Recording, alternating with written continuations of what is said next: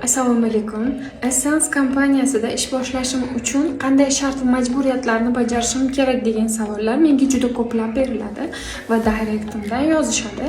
Bu uchun men hammaga bitta javob tariqasida video reels joylashga qaror qildim. Essence kompaniyasida hech qanday shartlar va majburiyatlar yo'q.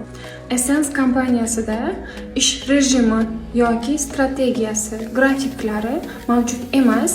Siz o'zingizga xohlagan va yoqqan uslubda ish soatini ham, strategiyani ham, grafikni ham o'zingiz belgilaysiz. Dekretda o'tirgan onalarimiz yoki biron bir tashkilotda ishlab, yana o'ziga qo'shimcha daromad qilishni xohlagan qizlarimiz uchun Essence kompaniyasida o'zlarini sinab ko'rishlarini maslahat beraman.